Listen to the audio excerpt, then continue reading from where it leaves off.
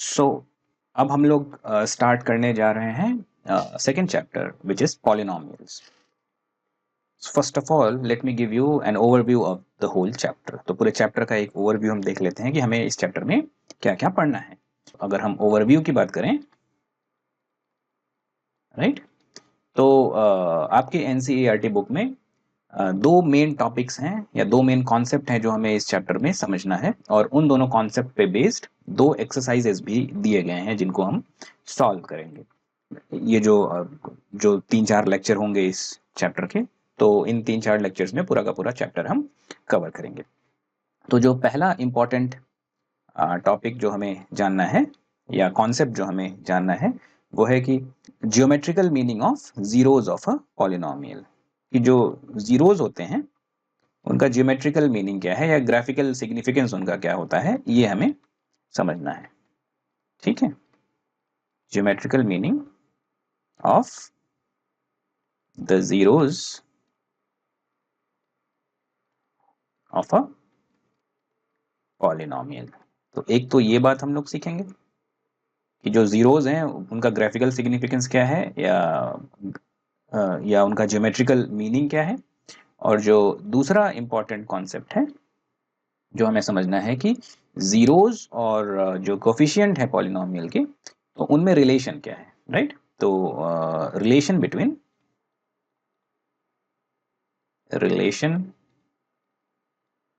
Between the zeros and the coefficients of a polynomial।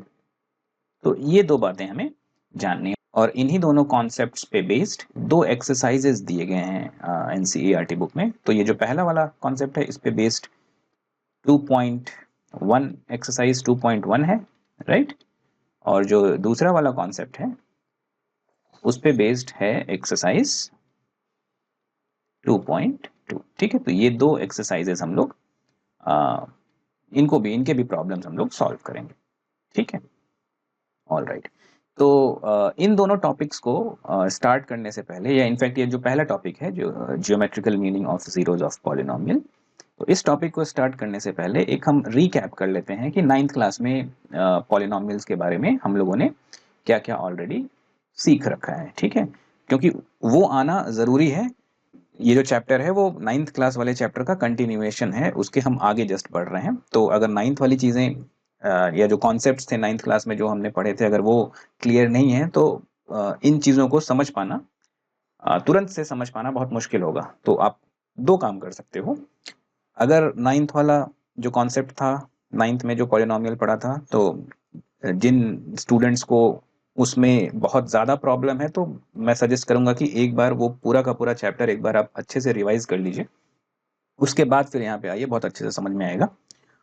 और जिनको सिर्फ ब्रशअप की ज़रूरत है, यानी पढ़ा हुआ है, अच्छे से पढ़ा हुआ था, थोड़ा बहुत चीज़ें भूल गए हैं क्योंकि फिर छुट्टियों के बाद आ रहे हैं आप लोग, तो उस केस में जितना मैं रिकैप करने जा रहा हूँ दैट विल बी सफिशिएंट। तो बहुत अच्छे से समझ में आ जाएगा चीज़ें कि क्या क्या हम लोगों ने 9th क्लास में सीखा था पॉलिनोमियल्स में। ठीक है, तो चलिए एक रिकैप देखते हैं। ठीक है, recap of 9th class polynomial का। ठीक है, तो अगर हम एक जनरल बात बोलें या ओवरव्यू वाली बात बोलें 9th क्लास की, तो हम लोगों ने क्या क्या चीज़ें पढ़ा था। एक तो पढ़ा था पॉलिनोमियल्स इन वन वेरिएबल, है ना, पॉलिनोमियल्स इन वन वेरिएबल। एक से ज़्यादा वेरिएबल वाले पॉलिनोमियल अभी हमें नहीं पढ़ने हैं। ठीक है, तो जैसे पॉलिनोमियल इन x या पॉलिनोमियल इन y, इस तरीके से होगा। मतलब पूरे कहने का मतलब है कि जो पूरा पॉलिनोमियल होगा, पूरा जो एक्सप्रेशन होगा उसमें एक ही वेरिएबल होगा, या तो x वाले ही वेरिएबल होंगे या तो सारे टर्म y वाले वेरिएबल के होंगे। तो x और y या एक से ज़्यादा वेरिएबल वाले टर्म किसी एक एक्सप्रेशन में देखने को नहीं मिलेंगे, किसी एक पॉलिनोमियल में देखने को नहीं मिलेंगे। ठीक है, तो एक तो ये बात हमने सीखी थी। इसके बाद हमने सीखा था कि इनके डिग्री क्या होते हैं, ना। तो डिग्री ऑफ पॉलिनोमियल ये सीखा था। Degree of polynomial. डिग्री का मतलब क्या होता है कि जो वेरिएबल्स हैं उनका हाईएस्ट पावर, जो भी एक्सप्रेशन दिया गया है या जो पॉलिनोमियल दिया गया है उसका, उसमें जो वेरिएबल का हाईएस्ट पावर है वही डिफाइन करता है डिग्री। ठीक है, हम बोलते हैं कि पॉलिनोमियल उतने ही डिग्री का है। फॉर एग्जांपल, यहाँ पे एक एग्जांपल ले लेते हैं। जैसे अगर कोई एक पॉलिनोमियल दिया गया है p x, let's say 6x³ - 2x² + 7 है ना। तो ये polynomial, this is polynomial in x। अच्छा, ये जो सारे हैं जो प्लस या माइनस से सेपरेटेड हैं, इनको टर्म्स बोलते हैं पॉलिनोमियल के। ठीक है, तो इस पॉलिनोमियल में 3 टर्म है, there are 3 terms in this polynomial. और x³ का कोफिशिएंट जो है वो 6 है। ये वाला जो न्यूमेरिकल वैल्यू है किसी वेरिएबल के साथ लगा हुआ, यानी वेरिएबल से जस्ट पहले वाला जो न्यूमेरिकल वैल्यू होता है उसको इस वेरिएबल का कोफिशिएंट बोला जाता है। ठीक है, तो x³ का कोफिशिएंट यहाँ पे 6 है, और 7 इसके साथ कोई वेरिएबल नहीं है तो इसको बोलते हैं कांस्टेंट टर्म। ठीक है, ये वाला कांस्टेंट टर्म है पॉलिनोमियल का। तो देयर आर 3 टर्म्स। अच्छा, जो वेरिएबल इसमें क्या है x, so this is polynomial in x। तो इसी से पता चल जाएगा, यहाँ पे लिखा हुआ है ना px, that means it is polynomial in x। तो हर एक टर्म में आप देख रहे होंगे तो जो वेरिएबल है वो x ही है। अच्छा, अब x के हम पावर्स को देखते हैं। तो यहाँ पे x का पावर 3 है, x का पावर 2 है यहाँ पे। तो पूरे ओवरऑल एक्सप्रेशन में जो x का हाईएस्ट पावर है वो क्या है, ये 3। ठीक है, तो इस पॉलिनोमियल की डिग्री क्या हो जाएगी, यही जो हाईएस्ट पावर है। तो बोलेंगे कि इस पॉलिनोमियल की जो डिग्री है वो कितनी है, 3। So this is 3 degree polynomial. ठीक है, अच्छा, डिग्री के बेसिस पे पॉलिनोमियल को डिफाइन किया गया था। जैसे 3 डिग्री वाले पॉलिनोमियल को क्या बोलते हैं, क्यूबिक पॉलिनोमियल बोला जाता है। याद आ रहा होगा आप लोगों को ये सारी बातें। ऐसे ही 2 डिग्री वाला पॉलिनोमियल हो, यानी जो x का हाईएस्ट पावर है वो 2 हो, अगर सिर्फ क्यूब वाला ना हो। ठीक है, सिर्फ अगर सिर्फ इतना होता 2x² + 7 या -2x² + 7। ठीक, तो उस केस में इस उस पॉलिनोमियल की डिग्री क्या होती है, 2। तो 2 डिग्री वाले पॉलिनोमियल को क्या बोलते हैं, अगर पॉलिनोमियल की डिग्री 2 है तो उसको क्या बोलते हैं, क्वाड्रेटिक पॉलिनोमियल। याद आ गया होगा आपको, क्वाड्रेटिक पॉलिनोमियल, क्योंकि क्वाड्रेटिक जो वर्ड है वो बहुत बार अभी हम यूज करेंगे। पूरा एक चैप्टर है क्वाड्रेटिक इक्वेशन का, तो इसलिए ये बहुत ही इंपॉर्टेंट है। और हमारे सिलेबस में भी जो है वो क्वाड्रेटिक पॉलिनोमियल ही है, लीनियर और क्वाड्रेटिक पॉलिनोमियल ही है हमारे सिलेबस का पार्ट। क्यूबिक जो है वो हमारे सिलेबस का पार्ट नहीं है, यानी क्यूबिक पॉलिनोमियल से प्रॉब्लम्स नहीं पूछे जाएंगे इस बार बोर्ड एग्जाम्स में। यानी पिछले साल से ही ऐसा हो गया है कि क्यूबिक पॉलिनोमियल से प्रॉब्लम्स अब नहीं पूछे जाते हैं, इनको सिलेबस से हटा दिया गया। उससे पहले था, बट जो अभी रैशनलाइज्ड सिलेबस आया है उसमें नहीं है ये क्यूबिक पॉलिनोमियल हमारे सिलेबस में। तो एनीवे, तो डिग्री ऑफ पॉलिनोमियल हमने सीखा था। इसके बाद जो हमने सीखा था वो है फैक्टर्स क्या होते हैं ना। फैक्टर थ्योरम आपको याद आ रहा होगा, 9th क्लास में पढ़ा था। तो फैक्टर्स पॉलिनोमियल के फैक्टर्स के बारे में हमने पढ़ा था। फैक्टर्स है तो मल्टीपल्स भी जान ही सकते हैं, डिवीजन आप लोगों ने पढ़ा हुआ है, तो फैक्टर्स एंड मल्टीपल्स लिख देते हैं एक साथ ही। तो फैक्टर्स एंड मल्टीपल्स ये सब पढ़ा था। और हमने सीखा था कि पॉलिनोमियल की वैल्यू है ना, वैल्यू ऑफ पॉलिनोमियल, पॉलिनोमियल की वैल्यू कैसे कैलकुलेट किया जाता है। तो वैल्यू ऑफ पॉलिनोमियल, अच्छा, पॉलिनोमियल की वैल्यू बहुत ज्यादा हो सकती है ना। एक्स की अलग अलग वैल्यूज के लिए इस पॉलिनोमियल की ढेर सारी वैल्यूज निकल सकती हैं। हर एक एक्स की हम कुछ भी वैल्यू लें तो पॉलिनोमियल की कुछ ना कुछ वैल्यू आ जाएगी। So there will be infinite values of any given polynomial and it depends on the value of x, right. इसके बाद एक चीज और हमने जानी थी, that is zeros of polynomial. बहुत ही इंपॉर्टेंट है ये, जीरोज ऑफ पॉलिनोमियल। और जीरोज ऑफ पॉलिनोमियल का मतलब क्या है, जैसे वैल्यू हम किसी पॉलिनोमियल की कैलकुलेट करते हैं। फॉर एग्जांपल पॉलिनोमियल ले लेते हैं यहाँ पे 2x² minus let's say 8, right. तो ये px इक्वल्स टू, तो अब हम x की अलग अलग वैल्यूज के लिए पॉलिनोमियल की वैल्यू कैलकुलेट कर सकते हैं। जैसे अगर हम x की वैल्यू 1 रख लें तो p1 कैलकुलेट करें, तो पूरे at x equals to 1 polynomial की वैल्यू क्या आ जाएगी, x के जगह पे 1 रख देंगे तो this will be 2, right. 2 times 1 which is 2, 1 square which is 1, so 2 times 1 is 2, so 2 - 8 is -6। तो एट x इक्वल्स टू 1 इसकी पॉलिनोमियल की वैल्यू -6 आ रही है। और अगर यहाँ पे 2 रख लेते हैं ना, p2, x की जगह पे 2 अगर रख दें तो 2 का स्क्वायर हो जाएगा 4, 4 टाइम्स 2 इज 8, 8 माइनस 8 इज 0, है ना। तो x की वो वैल्यू जिस पे पॉलिनोमियल की वैल्यू 0 हो जाए उसी को बोला जाता है जीरोस, राइट। तो x इक्वल्स टू 2, ये जो है इस पॉलिनोमियल का 2x स्क्वायर माइनस 8 इसका जीरोस है, ठीक है। ऐसे ही अगर -2 भी रख दें यहाँ पे, p ऑफ -2 आप कैलकुलेट करोगे तो वो भी 0 आएगा, है ना। तो x इक्वल्स टू -2 भी इसका जीरोस है। तो ये 2 जीरोस हैं इसके। तो जीरोस जो हैं वो मैक्सिमम जीरोस कितने पॉसिबल होंगे, ये उसके डिग्री पे डिपेंड करेगा, जितने डिग्री का वो पॉलिनोमियल हो। ये जो है 2 डिग्री का पॉलिनोमियल है, यानी क्वाड्रेटिक पॉलिनोमियल है। तो क्वाड्रेटिक पॉलिनोमियल के मैक्सिमम पॉसिबल जीरोस 2 होंगे, है ना। 2 से कम हो सकते हैं, या हो सकता है कि एक भी जीरोस ना हो, बट 2 से ज्यादा नहीं होंगे, मैक्सिमम 2 ही होंगे। ये सारी बातें 9th क्लास में पढ़ी थी, जस्ट एक रिकैप कर रहे हैं हम लोग यहाँ पे, ठीक है। तो ये जीरोस के बारे में हमने पढ़ा था। और इसके बाद हमने एक दो बातें और पढ़ी थी इस चैप्टर में, जैसे आपको याद हो रहा होगा डिफरेंट आइडेंटिटीज पढ़ा था, है ना, वो जो फैक्टराइजेशन जिसको बोलते हैं, फैक्टराइजेशन भी इस चैप्टर में हमने सीखा था लास्ट क्लास में। तो और वो आइडेंटिटीज भी बहुत इंपॉर्टेंट है, जैसे a plus b plus c whole squared, a plus b whole square, a minus b whole square, ये सब तो पहले से आप लोग जान रहे हो। बट कुछ नए आइडेंटिटीज सीखे थे, क्यूब वाले, a plus b whole cube, ये सारे जो आइडेंटिटीज थे उनको हम आइडेंटिटीज को यहाँ पे डिस्कस नहीं कर रहे हैं। वो उन फॉर्मूले को एक बार आप रिवाइज जरूर कर लीजिएगा, क्योंकि उनकी जरूरत जो है वो मैथ्स के ऑलमोस्ट हर एक चैप्टर में ही कहीं ना कहीं पड़ सकती है। जैसे आगे ट्रिग्नोमेट्री में भी उनकी ज़रूरत पड़ सकती है कुछ कुछ प्रॉब्लम्स को प्रूव करने के लिए, और कहीं पे भी इन जनरल उनकी ज़रूरत पड़ सकती है अलजेब्रा में, बहुत से जगह पे they will be required, therefore it is better to remember those फॉर्मूले, दोज आइडेंटिटीज। चलिए, तो इतनी बातें हमने पढ़ी थी। और पॉलिनोमियल इन जनरल कैसे डिफाइन किया था वो भी हम देख लेते हैं। तो अगर कोई पॉलिनोमियल, एक डेफिनेशन से पहले एक दो एग्जाम्पल देख लेते हैं। जैसे एक पॉलिनोमियल दिया गया है px equals to let's say 4x plus 2, है ना। तो इसको इसको क्या बोला जाता है, this is polynomial in x, this is polynomial in the variable x of degree, x का जो हाईएस्ट पावर है वो डिग्री कहलाता है ना, ऑफ डिग्री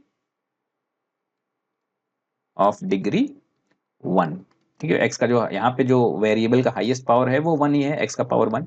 यहाँ पे x का पावर कितना है, 2 के साथ x तो है ही नहीं, तो हम कह सकते हैं कि 2 इंटू 1 है, और 1 को क्या लिख सकते हो, x का पावर 0। तो इस तरह ये बात भी आपको ध्यान में आ रहा होगा।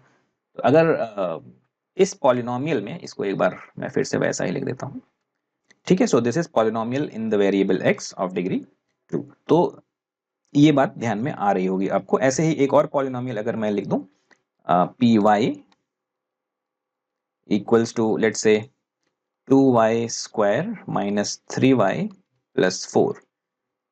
तो अब ये पॉलिनोमियल, ये अभी भी one variable polynomial in one variable ही है, क्योंकि एक ही वेरिएबल है यहाँ पे, एक ही टाइप वेरिएबल का है जो कि y है इस केस में। तो we will say that this is polynomial in the variable y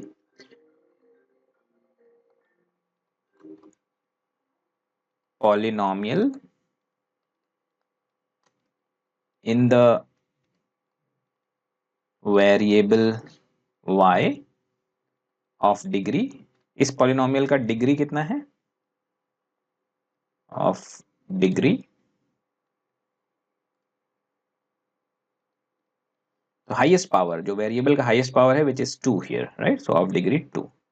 अच्छा, 2 डिग्री वाले पॉलिनोमियल को क्या बोलते हैं, फिर से क्वाड्रेटिक पॉलिनोमियल। 1 डिग्री वाले पॉलिनोमियल को क्या बोला जाता है, इनको लीनियर पॉलिनोमियल भी बोलते हैं, linear polynomial. This is quadratic polynomial,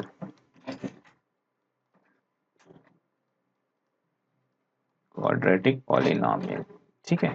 तो एक दो और एग्जाम्पल देख लेते हैं हम लोग। तो लेट्स से ई एक्स एक पॉलिनोमियल है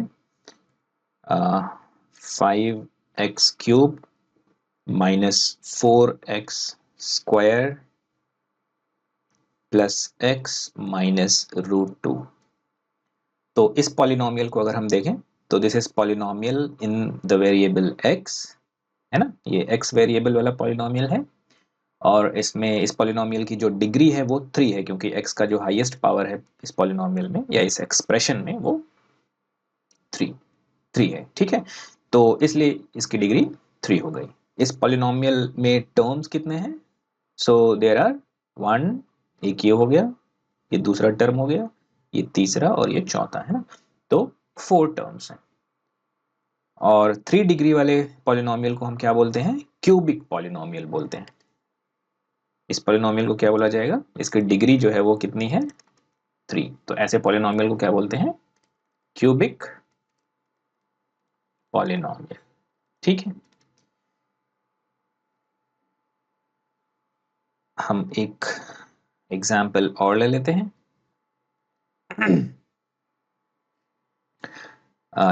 लेट्स से EU, तो इसमें जो वेरिएबल है वो U है। सो 7u⁶ -3/2u⁴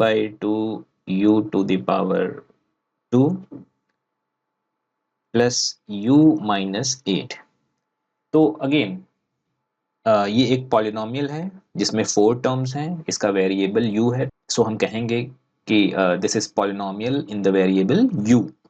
ठीक है, और इसकी डिग्री कितनी होगी? सो ऑफ डिग्री 6, क्योंकि यहाँ पे जो वेरिएबल का हाईएस्ट पावर है वो 6 है।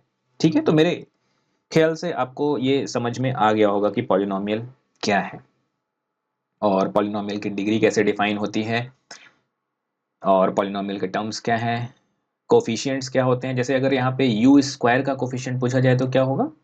u² का कोफिशिएंट -3/2 है। ध्यान रखेंगे हम लोग कि साइन के साथ उस नंबर को आई मीन नंबर के साथ साइन भी हम यूज करेंगे। तो अगर प्लस है तो प्लस बोलने की तो ज़रूरत है नहीं, बट अगर नेगेटिव नंबर है तो माइनस साइन को इंक्लूड करना ज़रूरी होगा। तो u² का कोफिशिएंट -3/2 है। u⁶ का कोफिशिएंट 7 है। u का कोफिशिएंट कितना है? यहाँ पे कुछ कोई नंबर जब ना दिखे तो बेसिकली कोफिशिएंट 1 हो जाएगा, है ना। दिस इज 1 टाइम्स u, तो 1 हो गया इसका कोफिशिएंट u का। तो ये एक 6 डिग्री का पॉलिनोमियल है। ठीक है, इसकी डिग्री कितनी हो गई? इस पॉलिनोमियल की 6 है इसकी डिग्री। ऑलराइट, कुछ और भी एक्सप्रेशंस है जिनको हम पॉलिनोमियल नहीं कहते हैं। ठीक है, यानी कि अगर ये जो वेरिएबल का पावर है वो नेगेटिव नंबर हो या फ्रैक्शन हो। ठीक है, वेरिएबल का पावर या तो नेगेटिव नंबर हो या तो फ्रैक्शन हो, दोनों ही केस में हम उनको फिर पॉलिनोमियल नहीं कहें। वो नॉर्मल अलजेब्राइक एक्सप्रेशन तो है बट वो पॉलिनोमियल नहीं है। पॉलिनोमियल के लिए ये एक स्पेशल कंडीशन होती है कि जो वेरिएबल हैं उनके जो पावर्स हैं, power of variables, they should be non negative integers, या कह लो कि आप कह सकते हो होल नंबर्स हो, यानी या तो 0 हो या पॉजिटिव नंबर्स हो।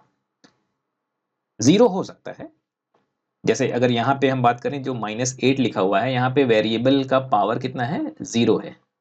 ठीक है, तो ये पॉसिबल है क्योंकि पावर 0 है, बेसिकली ये 1 हो जाता है। बट वेरिएबल का पावर नेगेटिव नंबर्स नहीं होने चाहिए, वेरिएबल का पावर कोई फ्रैक्शनल वैल्यू नहीं होनी चाहिए, यानी डेसिमल नंबर्स भी नहीं होने चाहिए। ठीक है, तो कुछ ऐसे भी एग्जांपल्स ले लेते हैं, ऐसे एक्सप्रेशंस जो कि पॉलिनोमियल नहीं है। So expressions which are not polynomial, expressions which are not polynomials. तो ऐसे भी कुछ एग्जांपल्स आपके बुक में दिए गए हैं, हम भी वही एग्जांपल्स ले रहे हैं। तो जैसे एक पॉलिनोमियल, सॉरी एक्सप्रेशन है, तो px नहीं लिखेंगे इसको क्योंकि पॉलिनोमियल तो है नहीं, है नॉर्मल एक्सप्रेशन है। तो for example 1/x to the power -1। अगर हम यहाँ पे ध्यान से देखें तो x जो है वो डिनोमिनेटर में है, यहाँ पे है ना, x का पावर तो 1 है बट वो डिनोमिनेटर में है ये पूरा का पूरा एक्सप्रेशन। जब x ऊपर जाएगा तो उसका पावर जो है वो पॉजिटिव नंबर नहीं रह जाएगा, वो नेगेटिव नंबर हो जाएगा। तो therefore this is not a polynomial. ठीक है, ऐसे ही एक और एक्सप्रेशन ले लें, जैसे 2x² प्लस √x। ठीक है, तो ये √x है। √x हो जाने के कारण ये basically √x is nothing but x to the power half, right. तो पावर जैसे जैसे कि मैंने बताया कि पावर भी जो है वो नेगेटिव नहीं होना चाहिए और ये फ्रैक्शन भी नहीं होना चाहिए। तो यहाँ पे पावर तो फ्रैक्शन में आ गया, तो this is not a polynomial. तो इस तरीके से आप देख लीजिएगा, जहाँ पे भी ये जो वेरिएबल्स हैं वो अगर डिनोमिनेटर्स में हो या वेरिएबल इस तरीके से स्क्वायर रूट या क्यूब रूट में हो, तो उस केस में एक्सप्रेशंस वो पॉलिनोमियल्स नहीं होंगे। ठीक है, या अगर कोई इस तरीके का कॉम्प्लेक्स एक्सप्रेशन दिया हुआ है तो पहले उसको हम सॉल्व कर लेंगे, सिंप्लीफाई कर लेंगे, और सिंप्लीफाई हो जाने के बाद अगर हमें दिखे कि एक्स का पावर कोई नेगेटिव नंबर आ रहा है या एक्स का पावर कोई फ्रैक्शनल वैल्यू आ रही है, तो उस केस में फिर हम बोलेंगे कि वो पॉलिनोमियल नहीं है। बट जो भी एक्सप्रेशन दिया गया होगा पहले हमें उसको सिंप्लीफाई करना होगा, बिना सिंप्लीफाई किए हुए नहीं कहेंगे कि वो पॉलिनोमियल है या नहीं है। हालांकि 10th क्लास में ये सारे प्रॉब्लम्स नहीं पूछे जाएंगे कि कोई एक्सप्रेशन पॉलिनोमियल है या नहीं है, ये 9th क्लास का प्रॉब्लम है। बट फिर भी आपको एटलीस्ट ये तो पता होना ही चाहिए कि whether the given expression is polynomial और नॉट। ये आप पहले से पढ़ के आए हुए हो इस तरीके के प्रॉब्लम, है ना। ठीक है, तो 1 डिग्री वाले पॉलिनोमियल को लीनियर पॉलिनोमियल कहते हैं, 2 डिग्री वाले पॉलिनोमियल को क्वाड्रेटिक, 3 डिग्री वाले पॉलिनोमियल को क्यूबिक पॉलिनोमियल कहते हैं। तो ये सारी बातें ऑलरेडी अब आप लोगों को पता चल चुकी हैं। और फिर हमें कैलकुलेट करना आना चाहिए कि पॉलिनोमियल की वैल्यूज क्या होती हैं, कैसे कैलकुलेट करी जाती हैं। तो वैल्यू ऑफ पॉलिनोमियल, ये अगला टॉपिक हम समझ लेते हैं। अभी रिकैप ही चल रहा है, ठीक है। अभी 10th क्लास का जो पहला टॉपिक है उसको हमने स्टार्ट नहीं किया, अभी हम रिकैप ही कर रहे हैं 9th क्लास का। तो वैल्यू ऑफ अ पॉलिनोमियल, और मैंने ये बात ऑलरेडी अभी थोड़ी देर पहले बताई थी कि जो पॉलिनोमियल की वैल्यू होगी वो डिपेंड करेगी उसके वेरिएबल पे। तो वेरिएबल की हम अलग अलग वैल्यूज पुट करेंगे तो पॉलिनोमियल की डिफरेंट वैल्यूज हमें निकल के आएगी। तो पॉलिनोमियल की एज सच कोई स्पेसिफिक फिक्स्ड वैल्यू नहीं है, वो डिपेंड किस पे कर रही है, उसके वेरिएबल पे डिपेंड कर रही है। तो किसी भी गिवन पॉलिनोमियल की n नंबर ऑफ वैल्यूज हो सकते हैं या इन्फिनिट नंबर ऑफ वैल्यूज हो सकते हैं, इस तरीके से हम कह सकते हैं। ठीक है, जैसे कि फॉर एग्जांपल, अच्छा, वैल्यू ऑफ पॉलिनोमियल से पहले हम एक बात बताना आपको भूल गए, जो पहले हमने सोचा था। जो जनरल फॉर्म है पॉलिनोमियल का, यानी जो डेफिनेशन थी पॉलिनोमियल की, वो बताना हम भूल गए आपको। तो जनरल फॉर्म लिख देते हैं यहाँ पे, जनरल फॉर्म ऑफ पॉलिनोमियल। तो कोई भी पॉलिनोमियल वन वेरिएबल में है, तो मान लेते हैं कोई पॉलिनोमियल है इन द वेरिएबल x, तो उसका जनरल फॉर्म इस तरीके से लिखते हैं, a0 या a0 a1x plus a2x² plus a3x³ plus, ऐसे ये मल्टीपल टर्म्स होंगे, और nth टर्म को हम मान लेते हैं जो एंड में है वो है an(x⁴n). ठीक है, ये इन्फिनिट नंबर ऑफ टर्म्स हो सकते हैं, तो हमने मान लिया कि n तक है, टोटल n टर्म्स हैं यहाँ पे। इनफैक्ट n+1 हो जाएंगे ना, a0 से स्टार्ट कर रहे हैं तो मान लिया कि ये जो लास्ट टर्म है वो उसको इस तरीके से हम रिप्रेजेंट कर रहे हैं, an(x⁴n). ठीक है, तो ये जनरल फॉर्म है। लास्ट ईयर इसको अच्छे से एक्सप्लेन किया गया था आपको 9th क्लास में, आई मीन। तो इसमें ये जो इसको हम बोलेंगे this is polynomial in x, polynomial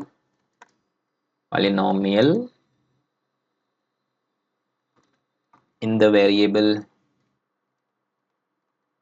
x, क्योंकि वेरिएबल यहाँ पे x है, ऑफ डिग्री। तो x का जो हाईएस्ट पावर है, तो आप ध्यान से देखें x का पावर ऐसे इंक्रीजिंग ऑर्डर में जा रहा है, तो सबसे हाईएस्ट वाला तो n ही होगा, of degree of degree n, ठीक है, इस डिग्री जो है वो n है, ठीक है। अच्छा, यहाँ पे n यानी कि जो x का पावर है वो क्या क्या हो सकता है, पहले ही मैंने बताया। n की वैल्यू क्या क्या हो सकती है पॉलिनोमियल में, ये कोई भी नॉन नेगेटिव इंटीजर, n की वैल्यू नॉन नेगेटिव इंटीजर होगी। नॉन नेगेटिव इंटीजर का सीधा सीधा मतलब क्या है, सिंपल वे में कहें तो होल नंबर है, यानी कि 0 हो सकता है, 1 हो सकता है, 2 हो सकता है, 3, इस तरीके से इन्फिनिटी तक कोई भी वैल्यू हो सकती है। ये जो ए एन है, because this is of degree n, ये पॉलिनोमियल n डिग्री का है, तो ए एन ये 0 नहीं हो सकता कभी भी, A N can never be 0, क्योंकि अगर ए एन 0 हो जाएगा तो ये पूरा का पूरा टर्म ही 0 हो जाएगा, तो ये पॉलिनोमियल जो है वो n डिग्री का रह नहीं जाएगा। तो अगर पॉलिनोमियल का डिग्री ऑलरेडी डिफाइंड है तो वो जो हाईएस्ट पावर वाला वेरिएबल है उसका कोफिशिएंट 0 नहीं हो सकता है ना, अदरवाइज तो वो एग्जिस्ट ही नहीं करेगा, पूरा का पूरा टर्म ही वो एग्जिस्ट नहीं करेगा। बात समझ में आ रही, कोई कंफ्यूजन तो नहीं हो रहा? अगर कोई कंफ्यूजन हो रहा होगा तो एक बार आप हमें बता दीजिएगा, हम उसको री एक्सप्लेन करने की कोशिश करेंगे, कमेंट में आप बता दीजिएगा। एनीवे, तो ठीक है, ए एन जो है वो 0 नहीं होगा। और A1 A2 ये सब हैं क्या, कोफिशिएंट है। ए नॉट, ये चूंकि इसके साथ वेरिएबल नहीं है तो इसको क्या बोलते हैं, this is constant term of the polynomial, है ना, इसको क्या बोला जाता है, this is constant term of polynomial. और ये सारे भी टर्म्स ही हैं पॉलिनोमियल के। और A1 A2 जो है वो इन सबको कोफिशिएंट बोला जाता है, क्योंकि ये वेरिएबल के साथ लगे हुए हैं, ठीक है। तो वेरिएबल के साथ जो नंबर्स लगे होते हैं इनको क्या बोलते हैं, कोफिशिएंट बोलते हैं, ठीक। तो इतनी बातें हैं, और इनकी वैल्यू क्या हो सकती है, ये जो A0 A1 A2, इनकी वैल्यू कोई भी अप टू an, इनकी वैल्यू कोई भी रियल नंबर हो सकती है, they belongs to real number, कोई भी वैल्यू हो सकती है रियल नंबर की, यानी रैशनल भी हो सकते हैं, वो इरेशनल भी हो सकते हैं, ये कुछ भी हो सकते हैं, ये वाले नंबर्स कुछ भी हो सकते हैं। एक्स का पावर जो है वो उसके लिए एक बाउंडेशन है कि वो सिर्फ नॉन नेगेटिव इंटीजर ही होगा। बाकी ये जो कोफिशिएंट है या ये जो कांस्टेंट टर्म है, ये कोई भी रियल नंबर हो सकते हैं, बस ए एन यानी जिस जो टर्म से उसका जो डिग्री डिफाइन हो रहा है पॉलिनोमियल का, वो टर्म का कोफिशिएंट ऑब्वियसली 0 नहीं हो सकता, क्योंकि अदरवाइज वो टर्म ही एग्जिस्ट नहीं करेगा, तो ए एन 0 नहीं हो सकता। तो ये पॉलिनोमियल का जनरल फॉर्म है, और इसी जनरल फॉर्म को यूज करके, ये n डिग्री का है, ऐसे ही अगर 2 डिग्री का पॉलिनोमियल लिखना हो तो 2 डिग्री यानी हाईएस्ट पावर 2 तक, तो यहां तक लिख देंगे। 1 डिग्री का पॉलिनोमियल लिखना हो तो x के पावर 1 तक, तो ये इतना जो है, ये यहां से यहां तक 1 डिग्री का पॉलिनोमियल हो गया। इसको भी इंक्लूड कर लेंगे तो ये अब पूरा जो है वो 2 डिग्री का पॉलिनोमियल हो गया। अच्छा, 2 डिग्री का पॉलिनोमियल हो गया, इसका मतलब ये नहीं है कि 3 टर्म होना जरूरी है, ये वाला टर्म होना जरूरी है, यानी उस केस में A2 0 नहीं होगा। अगर 2 डिग्री का पॉलिनोमियल है तो ये A2 0 नहीं होगा, यानी जिस वेरिएबल का पावर 2 है उसका कोफिशिएंट 0 नहीं होगा। मेरे ख्याल से ये समझ में आ रहा होगा बात, कि ये 0 हो जाएगा तो ये तो टर्म बचेगा ही नहीं, ठीक है। बाकी ये सारी चीजें 0 हो गई तो कोई प्रॉब्लम नहीं है, ये वाला टर्म रहना जरूरी है, क्योंकि इसी से डिग्री डिफाइन होगा, ठीक है। फॉर एग्जाम्पल, अगर एक पॉलिनोमियल इस तरीके से दिया गया है p x equals to 7x², तो ये क्वाड्रेटिक पॉलिनोमियल ही है, यानी ये 2 डिग्री का ही पॉलिनोमियल है, ठीक है। बाकी सारे टर्म्स नहीं है, ये x वाला टर्म नहीं है, कांस्टेंट वाला टर्म इसमें नहीं लिखा गया है। चाहे तो लिख सकते हैं, एक अलग पॉलिनोमियल बन जाएगा, जैसे ऐसे लिख दें +2x प्लस या -3 कुछ भी, तो ये x वाला भी टर्म लिख दिया हमने, और ये 3 वाला कांस्टेंट वाला टर्म भी लिख दिया, ठीक है। तो ये 2 डिग्री का पॉलिनोमियल हमने लिख दिया। कई तरीके से लिख सकते हैं, ये दोनों ना भी लिखें तो भी ये 2 डिग्री का ही पॉलिनोमियल है, सिर्फ इसमें एक टर्म है, और उन दोनों को इंक्लूड कर लें तो 3 टर्म वाला पॉलिनोमियल हो जाएगा, रहेगा 2 डिग्री का ही, क्योंकि हाईएस्ट पावर 2 ही है, ठीक है। तो ये बात, ये है जनरल फॉर्म पॉलिनोमियल का।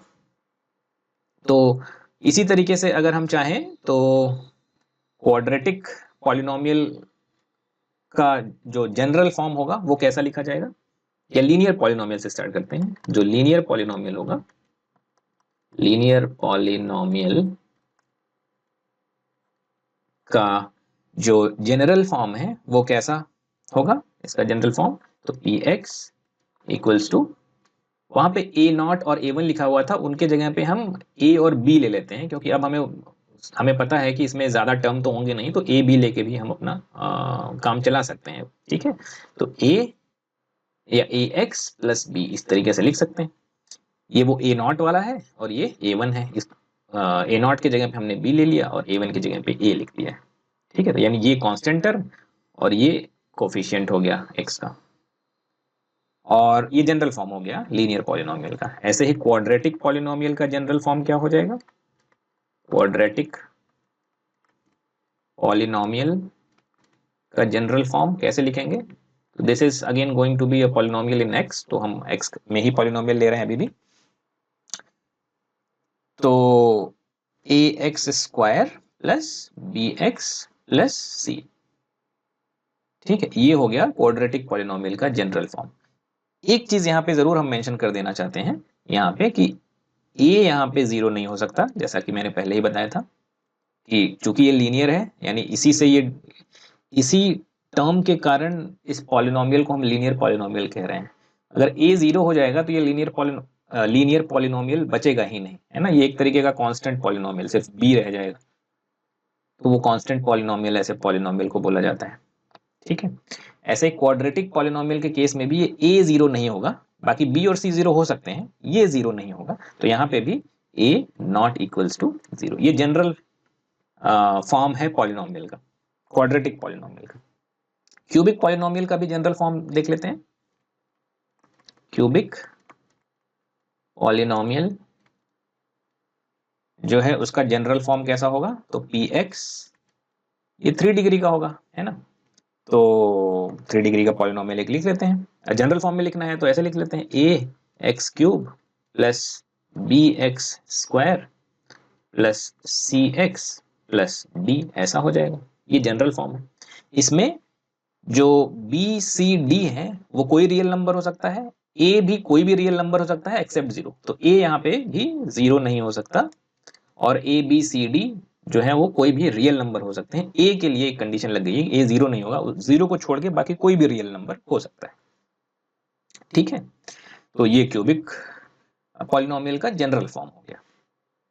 अब पॉलिनोमियल को एक चीज और हमने सीखी थी 9th क्लास में कि स्टैंडर्ड फॉर्म क्या होता है पॉलिनोमियल का। सिर्फ एक ये चीज और बता देते हैं, फिर हम वैल्यू पे चलते हैं। पॉलिनोमियल का स्टैंडर्ड फॉर्म क्या होता है, स्टैंडर्ड फॉर्म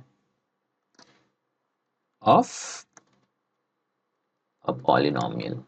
तो 9th क्लास में कभी कभी ये इस तरीके का एक छोटा सा क्वेश्चन भी पूछ लिया जाता है कि कोई एक पॉलिनोमियल दे दिया जाता है और पूछा जाता है कि उसको स्टैंडर्ड फॉर्म में लिखिए।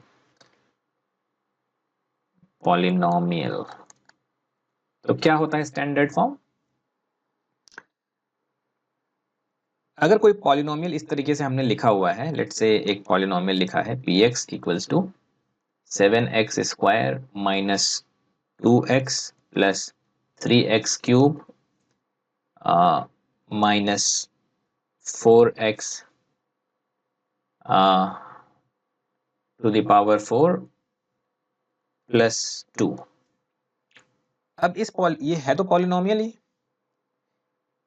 बट ये स्टैंडर्ड फॉर्म में नहीं लिखा गया। स्टैंडर्ड फॉर्म में कहने का मतलब है कि ये जो x के या वेरिएबल के जो पावर हैं वो या तो इंक्रीजिंग या तो डिक्रीजिंग ऑर्डर में हो, यानी असेंडिंग ऑर्डर में हो या डिसेंडिंग ऑर्डर में हो, और यही स्टैंडर्ड वे है लिखने का पॉलिनोमियल को। ये भी गलत नहीं होगा, अगर इस तरीके से लिखा गया है तो ये भी पॉलिनोमियल ही है और ये गलत तरीका नहीं है लिखने का, लेकिन ये स्टैंडर्ड तरीका नहीं है। कहीं पे भी आप किसी टेक्स्ट बुक में जब पॉलिनोमियल को डिफाइन किया गया होगा या कोई पॉलिनोमियल लिखा गया होगा तो जनरली स्टैंडर्ड फॉर्म में ही लिखा जाता है। कोई हार्ड एंड फास्ट रूल नहीं है, बट स्टैंडर्ड फॉर्म इसी को कहते हैं कि ये जो वेरिएबल के पावर हो या तो वो असेंडिंग ऑर्डर में हो या तो डिसेंडिंग ऑर्डर में हो, है ना। So power of variable should be in ascending और डिसेंडिंग, कोई भी ऑर्डर यूज कर सकते हैं। जनरली जो है हम लोग असेंडिंग ऑर्डर फॉलो करते हैं, कि पहले छोटा वाला, सॉरी जनरली हम लोग डिसेंडिंग ऑर्डर फॉलो करते हैं कि पहले x का सबसे बड़ा वाला पावर लिखते हैं और फिर ऐसे डिक्रीजिंग ऑर्डर में चले जाते हैं, और डिक्रीजिंग ऑर्डर, ठीक है। तो इस ऑर्डर में हो, सॉरी यहाँ पे डिसेंडिंग लिखना चाहिए था मुझे, असेंडिंग वर्ड यूज किया था, तो एनीवे तो इसको अगर हमें स्टैंडर्ड फॉर्म में लिखना है तो इसका स्टैंडर्ड फॉर्म क्या हो जाएगा, इस पॉलिनोमियल का स्टैंडर्ड फॉर्म ऐसे हो जाएगा कि सबसे बड़ा वाला पावर पहले ढूंढ लें, तो पावर सब x का पावर 4 है, तो ये वाला टर्म पहले लिख लेंगे। फिर इससे छोटा ये क्यूब वाला है, तो प्लस 3x वाला 3x क्यूब वाला टर्म लिख लिया हमने। इसके बाद स्क्वायर वाला है तो प्लस 7x स्क्वायर, उसके बाद पावर 1 वाला है, x का पावर 1 है यहाँ पे, तो माइनस 2x, और इसके बाद x का पावर 0 आ रहा है यहाँ पे, है ना, ये x का पावर 0 है, तो यहाँ पे इसको लिखने की वैसे जरूरत नहीं होती है कभी भी, तो प्लस 2 इस तरीके से, ये हो गया स्टैंडर्ड फॉर्म। या इसी को जस्ट रिवर्स ऑर्डर में लिख लें, यानी 2 minus 2x plus 7x square plus 3x cube plus 4x to the power 4, वो भी स्टैंडर्ड फॉर्म ही है पॉलिनोमियल का, दोनों ही स्टैंडर्ड फॉर्म है। तो चाहे हम असेंडिंग ऑर्डर में लिखें चाहे डिसेंडिंग ऑर्डर में लिखें, जनरली हम लोग ये डिसेंडिंग ऑर्डर फॉलो करते हैं, बुक्स में भी जनरली इसी ऑर्डर में प्रॉब्लम्स या पॉलिनोमियल्स लिखे गए होंगे, ठीक है। चलिए, तो अब हम लोग जानने की कोशिश करते हैं कि जो वैल्यू ऑफ पॉलिनोमियल है ये क्या होता है। और मुझे पता है कि ऑलमोस्ट 75-80% स्टूडेंट्स जो यहाँ पे लेक्चर को देख रहे हैं उनको पता होगा, बट फिर भी जो 25 या 20% स्टूडेंट्स ऐसे हैं जिनको नहीं पता है इसके बारे में, उन्हें भी पता होना चाहिए, इसलिए इन सारी बातों को हम डिस्कस कर रहे हैं। तो वैल्यू ऑफ पॉलिनोमियल का मतलब ये होता है कि मान लेते हैं कोई एक पॉलिनोमियल, एक सिंपल सा पॉलिनोमियल ले लेते हैं, px equals to 2x plus 1, ठीक है, बहुत ही छोटा सा लीनियर पॉलिनोमियल है ना। कैसा पॉलिनोमियल है ये कैसा पॉलिनोमियल है, x का पावर 1 है, therefore this is a linear polynomial, ठीक है। तो अगर हम x की वैल्यू 0 रखें तो पॉलिनोमियल की वैल्यू क्या हो जाएगी, सो एट x इक्वल्स टू 0, जैसा कि मैंने बताया कि x की अलग अलग वैल्यूज पे पॉलिनोमियल की डिफरेंट वैल्यूज मिलेगी, तो p0 की वैल्यू क्या होगी जरा देखें, तो 2 times 0 plus 1, which means 2 times 0 तो ये 0 हो जाएगा, प्लस 1, 0 प्लस 1 विच इज 1, ठीक है। ऐसे ही x की हम कोई भी इन्फिनिट वैल्यू ले सकते हैं, 1 ले लेते हैं, ठीक है। x की वैल्यू अगर हम 1 ले लें तो पॉलिनोमियल की वैल्यू क्या हो जाएगी, यानी p1 कैलकुलेट अगर हमें करना हो तो ये पॉलिनोमियल, ये जो है, ये जो 1 आया ये क्या था, value of polynomial at x equals to 0। अब जरा पॉलिनोमियल की वैल्यू देखते हैं जब x की वैल्यू 1 हो, तो 2 टाइम्स x के जगह पे 1 रख दिया हमने plus 1, which is basically 2 plus 1, so ये जो 3 है, 3 is the value of this polynomial at x equals to 1। अब जरा हम अगर x की वैल्यू -1 ले लें, क्योंकि हम कुछ भी कोई भी रियल नंबर ले सकते हैं x की जगह पे, तो p ऑफ -1, सॉरी, ये क्या होगा, तो 2 टाइम्स -1 और प्लस 1, तो 2 टाइम्स -1 इज -2 प्लस 1, और इसकी वैल्यू क्या हो जाएगी -1, ठीक है। तो इस पॉलिनोमियल की वैल्यू, एक और वैल्यू मिल गई -1, -1 कब होगी इस पॉलिनोमियल की वैल्यू, जब x की वैल्यू -1 हो, ठीक है। अगर x की वैल्यू -2 है तो इस पॉलिनोमियल की वैल्यू क्या हो जाएगी, यानी p ऑफ -2, तो 2 times -2 plus 1, basically -4 plus 1 which is -3। तो इस पॉलिनोमियल की वैल्यू कितनी हो जाएगी, -3, कब, जब x की वैल्यू -2। ऐसे ही अलग अलग वैल्यूज अगर आप देखोगे तो अलग अलग वैल्यूज पे इस पॉलिनोमियल की अलग अलग वैल्यूज हमें निकल के आ जाएगी, और इसीलिए हम कहते हैं कि पॉलिनोमियल को, कोई भी गिवन पॉलिनोमियल का कोई एक फिक्स्ड वैल्यू नहीं होगा, वो डिपेंड करता है वेरिएबल पे, ठीक है, कि उसके वेरिएबल की वैल्यू हम क्या एज्यूम कर रहे हैं, उसी के बेसिस पे पॉलिनोमियल की वैल्यू मिलती है हमें। और पॉलिनोमियल की इन्फिनिट, इसीलिए बोलते हैं कि पॉलिनोमियल की इन्फिनिट वैल्यूज हो सकती हैं। एक और एग्जांपल देख लेते हैं। इस बार हम कोई एक क्वाड्रेटिक पॉलिनोमियल ले रहे हैं और उसकी वैल्यूज हम कैलकुलेट करेंगे। सो एक पॉलिनोमियल है x square minus 3x minus 4। ठीक है, x की रैंडमली हम कोई भी वैल्यू ले सकते हैं। तो अगर हम x की वैल्यू 0 ले लें, एट x इक्वल्स टू 0, ये पॉलिनोमियल की वैल्यू क्या हो जाएगी? तो ये वाला टर्म 0 हो जाएगा, ये वाला टर्म 0 हो जाएगा, बचेगा क्या? सिर्फ -4। Eight x equals to 1, p1 अगर हम ले लें तो इस पॉलिनोमियल की वैल्यू क्या हो जाएगी? तो यहाँ पे 1 हो जाएगा, ये -3 हो जाएगा और ये -4। ठीक है, तो इसकी वैल्यू अल्टीमेटली कितनी आ जाएगी? -6 आई गेस, है ना? -6 इसको सॉल्व कर लेंगे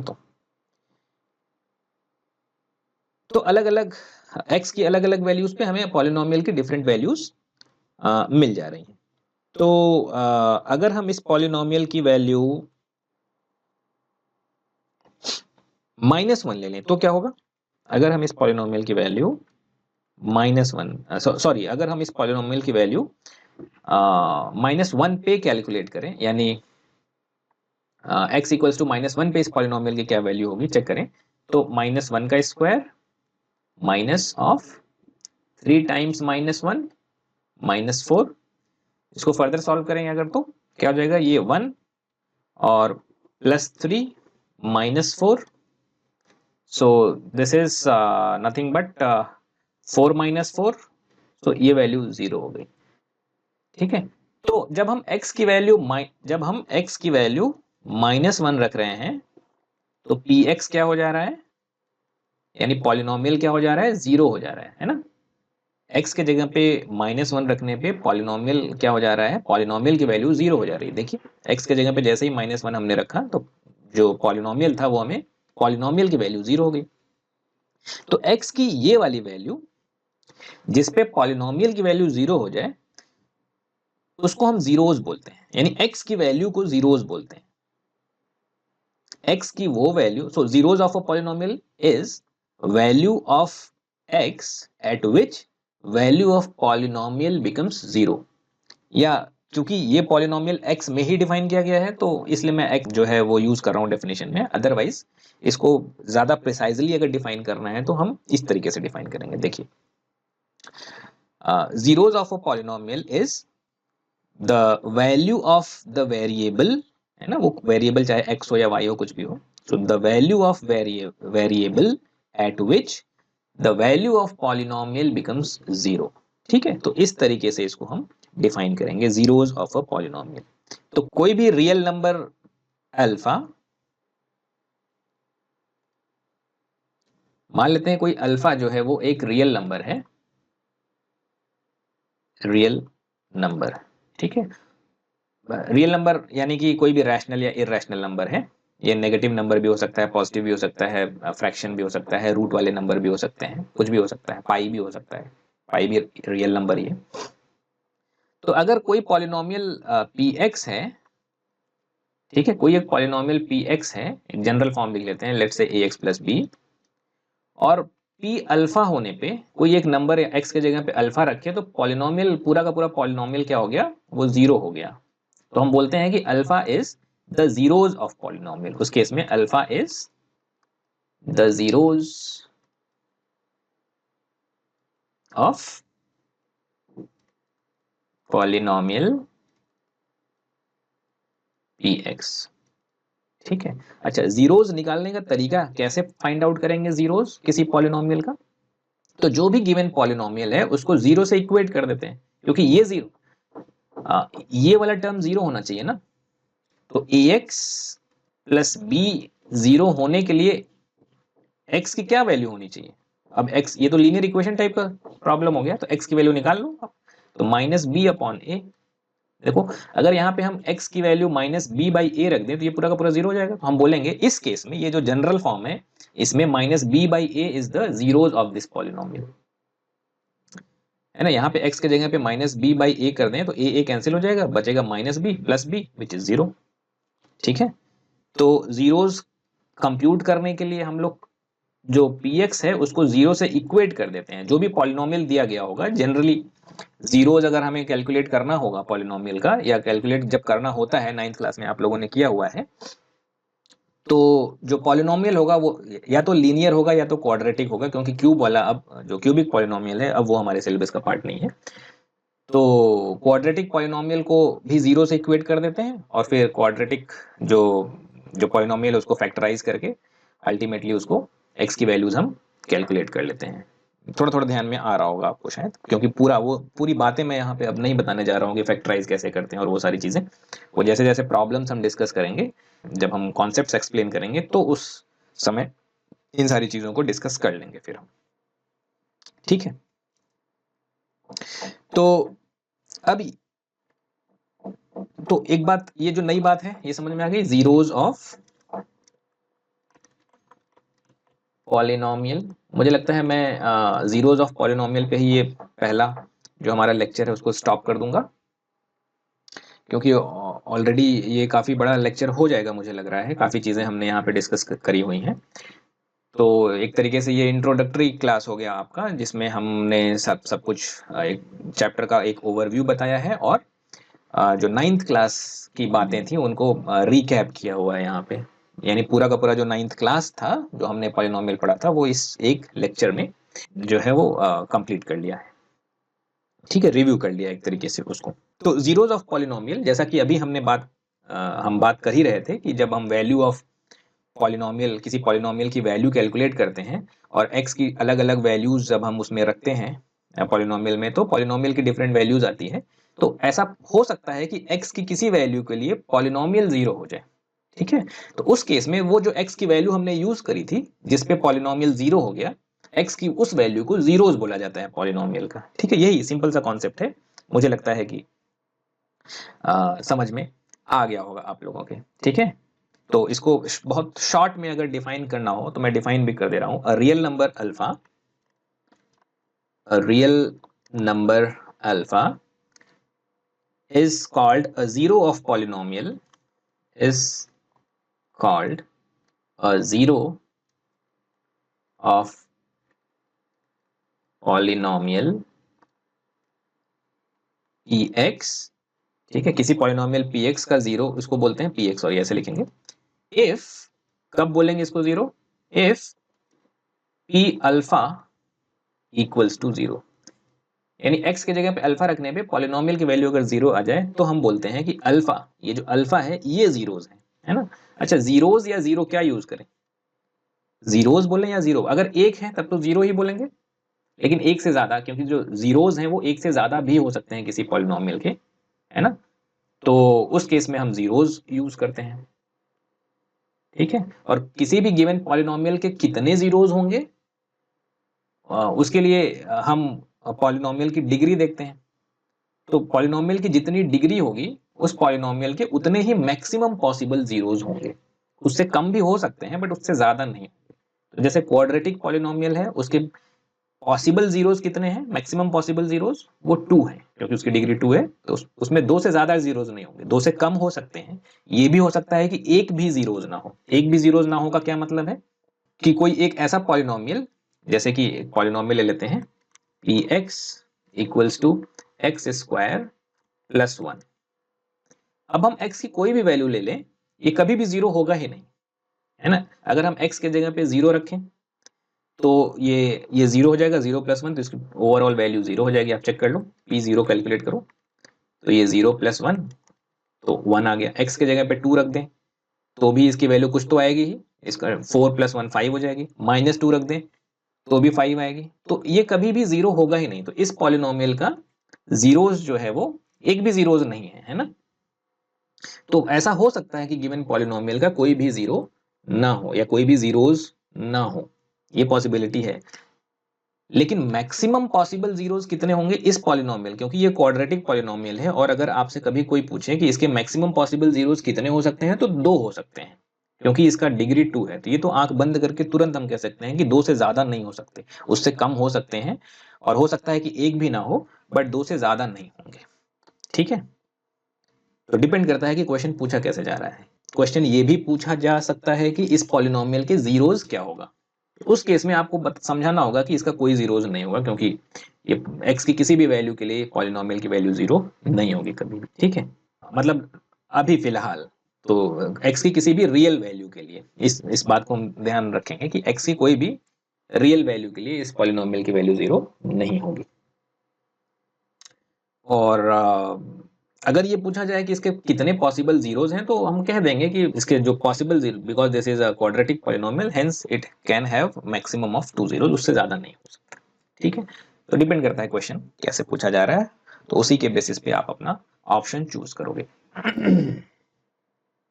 तो zeros of polynomial I hope कि समझ में आ गया सभी को। अब जीरोज, पॉलिनोमियल के जीरोज कैलकुलेट कैसे किए जाते हैं, तो जैसे एक पॉलिनोमियल हम यहाँ पे लिख देते हैं, एक px है पॉलिनोमियल 3x लेट्स से +4। तो इस पॉलिनोमियल का जीरोज क्या होगा, जीरोज कैलकुलेट करने के लिए बेसिकली हमें ये x की वैल्यू निकालनी है ना, कि x की किस वैल्यू के लिए ये पूरा का पूरा जीरो हो जाएगा, ठीक है। तो px को जीरो कर देते हैं, ठीक है। तो अगर हम px को जीरो मान लें पहले ही, कि मान लिया कि ये जीरो है, ये पूरा का पूरा जीरो है, और x की वैल्यू निकाल लो, यानी कि 3x +4, जीरो पहले ही मान लिया है हमने, तो अब x की वैल्यू निकाल लो आप।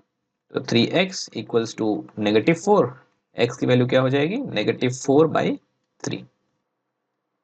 तो हम कहेंगे कि एट, तो p ऑफ -4/3, ये जब कैलकुलेट करेंगे, यानी x की जगह पे -4/3 रखेंगे, तो आप देखिए 3 टाइम्स -4/3 +4, ये कैंसिल हो गया, बचा -4, यहाँ पे +4, देखिए जीरो आ गया। तो बेसिकली इस तरीके से जीरो कंप्यूट किया जाएगा या कैलकुलेट किया जाएगा। तो समझ में आ गया, पॉलिनोमियल, जो भी पॉलिनोमियल गिवन पॉलिनोमियल है, तो ये पॉलिनोमियल गिवन था, उसको जीरो से इक्वेट कर दिया और x की वैल्यू फाइंड आउट कर लिया, इस तरीके से जीरो कैलकुलेट करेंगे, ठीक है।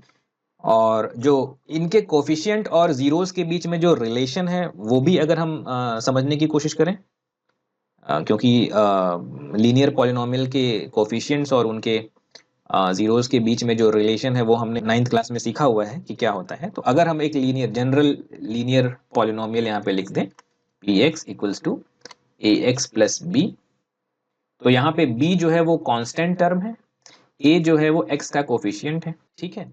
और इस पॉलिनोमियल का जीरो क्या होगा, जीरोज ऑफ px वो क्या होगा, यानी x की कौन सी वैल्यू पे ये जीरो हो जाएगा, -b/a, है ना। यानी इसको आप चाहो तो रफ वर्क में देख लो, पॉलिनोमियल को जीरो से कंप्यूट इक्वेट कर दो और x की वैल्यू निकाल लो, तो -b/a, ठीक है।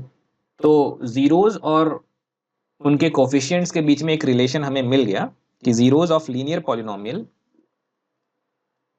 जीरोज ऑफ लीनियर, ये लीनियर पॉलिनोमियल था, polynomial ax plus b is -b/a, यही है ना। और ये जो -b/a है, तो -b है क्या, b is the constant term, so negative of constant term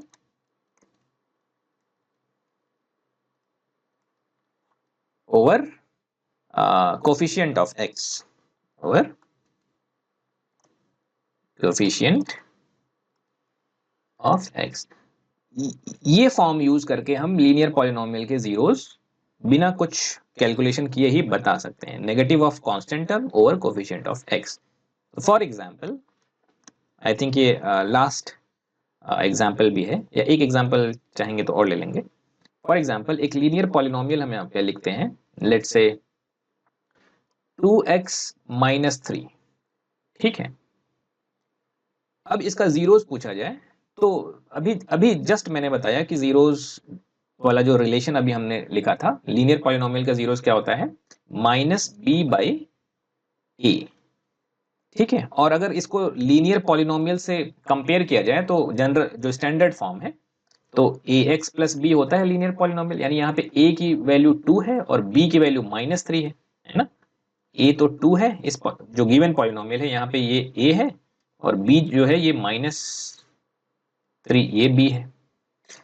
तो नेगेटिव ऑफ कांस्टेंट टर्म, तो negative of constant term is b, यहाँ पे b की वैल्यू कितनी है -3 है, अपॉन ये जो coefficient of x which is here it is 2, a की वैल्यू 2 है।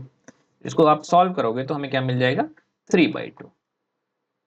ठीक है, तो बस -b/a करना है और b की वैल्यू हमें जो स्टैंडर्ड फॉर्म है या जो जनरल फॉर्म है उससे कंपेयर करेंगे हमेशा। तो b, यहाँ पे b इस वाले पॉलिनोमियल में, गिवन पॉलिनोमियल में b जो है वो -3 है और a की वैल्यू 2 है। ठीक है, एक और एग्जांपल देख लेते हैं, लास्ट एग्जांपल। आप लोग इसको ट्राई करो खुद से, या ये होमवर्क असाइनमेंट ही हो जाता है। चलिए, कि जीरोस हमें कंप्यूट करना है इस पॉलिनोमियल का px equals to let's say -7x -9। ठीक है, इसका जीरोस इस पॉलिनोमियल का क्या होगा, ये आप लोग असाइनमेंट में इसको आप होमवर्क में इसको आप कर लीजिएगा। So I'll see you in the next class where we will start the first topic of our syllabus, which is geometrical meaning of zeros of a polynomial. तो ये zeros तो हम कंप्यूट कर ही रहे हैं ना, तो इन zeros का geometrical meaning क्या है या graphical interpretation इसका क्या होता है, तो वो हम सीखेंगे अगली क्लास में। चलिए, थैंक यू, बाय बाय।